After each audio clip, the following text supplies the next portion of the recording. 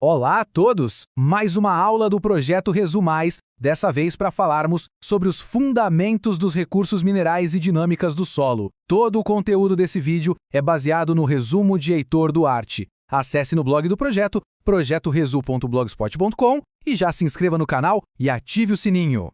Para a gente organizar nosso papo, vamos seguir por 6 partes, beleza?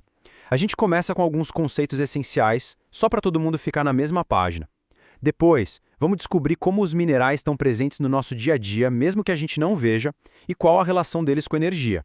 Na sequência, a gente vai, literalmente, botar o pé no chão para entender como o solo se forma, quais são as ameaças que ele está sofrendo, e por fim, vamos refletir sobre o equilíbrio delicado que sustenta tudo isso aí. Certo, então vamos começar pelo começo. Para a gente poder construir um entendimento sólido sobre esse tema, primeiro a gente precisa ter certeza de que está todo mundo falando a mesma língua. Vamos definir uns conceitos que são a base de tudo. Primeiro, o que é um lugar? Olha, isso aqui não é só um ponto no mapa ou um endereço, não. É aquele pedaço do espaço que tem um significado pra gente, que está conectado com a nossa vida, com as nossas memórias. Sabe, a rua da infância, a praça do bairro, esses são lugares. Em seguida, a gente tem os processos. A natureza não está parada, né? Ela está o tempo todo se transformando. A chuva que cai, uma semente que brota, tudo isso faz parte de uma sequência de eventos que estão ali, moldando o nosso ambiente sem parar. E como é que nós, seres humanos, transformamos a natureza em riqueza? É aqui que entram as fontes econômicas. Basicamente, são os recursos que a gente pode extrair, processar e vender, como os minérios, que vamos explorar bastante hoje, ou a agricultura em larga escala. É um motor da economia. E agora, um ponto que é super importante, é quase um paradoxo. Pensa só, um país pode ter um monte de riqueza mineral, mas isso, por si só, não garante que ele vai ser desenvolvido. A questão-chave é como essa riqueza é gerenciada e principalmente distribuída. Se a grana fica concentrada na mão de poucos, não adianta muito para o resto da população. Fica aí a reflexão.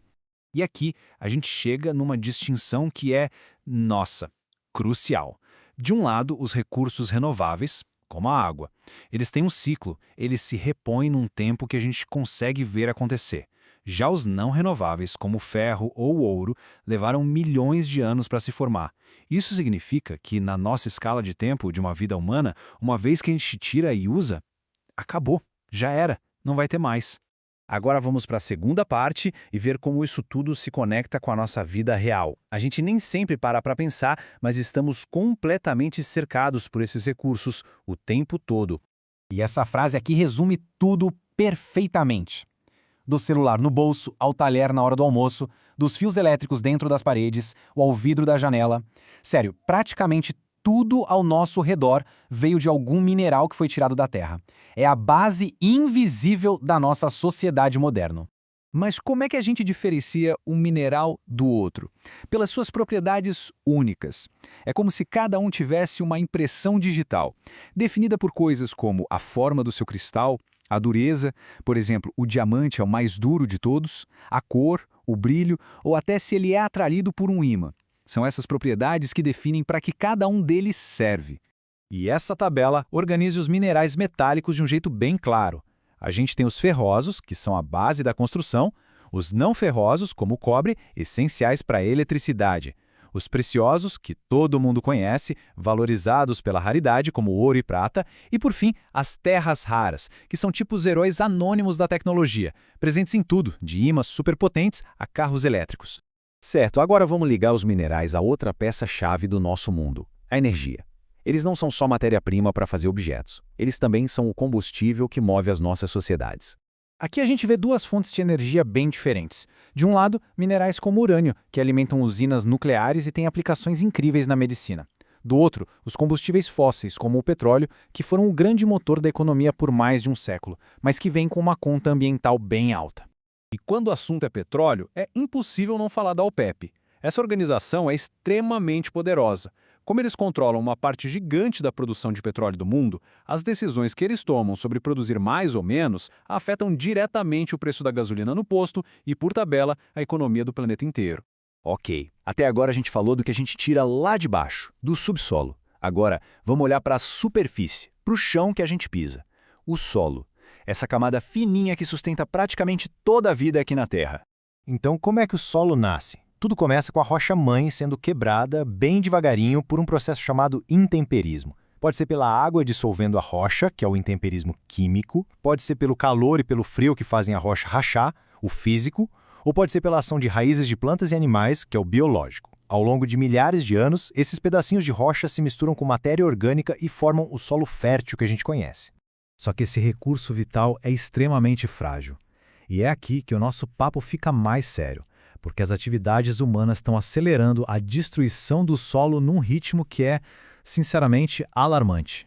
A erosão é, talvez, a ameaça mais famosa. Quando a gente tira a vegetação, o solo fica pelado, exposto. Aí a chuva e o vento vêm e carregam a camada fértil embora. Em casos extremos, isso pode abrir feridas enormes na paisagem, as vossorocas, que deixam a terra totalmente improdutiva. Depois tem a lixiviação. Imagina que a chuva funciona como uma lavadora que, em vez de tirar a sujeira, lava e leva embora os nutrientes do solo. A água se infiltra e carrega tudo que é bom lá para baixo, deixando a camada de cima, onde as plantas crescem, cada vez mais pobre. Em climas tropicais como o do Brasil, existe a laterização. É um processo químico que vai acumulando tanto ferro e alumínio na superfície que o solo pode endurecer e formar uma crosta, quase um cimento, onde nada mais consegue crescer direito. E em áreas secas, o estágio final da degradação é a desertificação. E é importante entender, não é o deserto de areia avançando. É a própria terra da região que, por causa do mau uso, perde totalmente a sua capacidade de sustentar a vida, se tornando um ambiente estéril. Isso tudo nos leva para a nossa conclusão. A gente viu a importância absurda dos minerais e, ao mesmo tempo, a enorme fragilidade do solo. Fica bem claro que a gente está lidando com um sistema complexo e muito, muito delicado.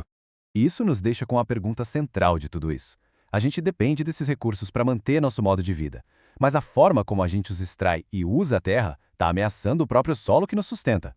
A pergunta que fica não tem resposta fácil, mas é a mais importante de todas. Como a gente pode equilibrar o uso vital dos recursos com a proteção essencial do nosso solo? Encontrar essa resposta é o que vai definir o futuro do nosso planeta. Fica a reflexão.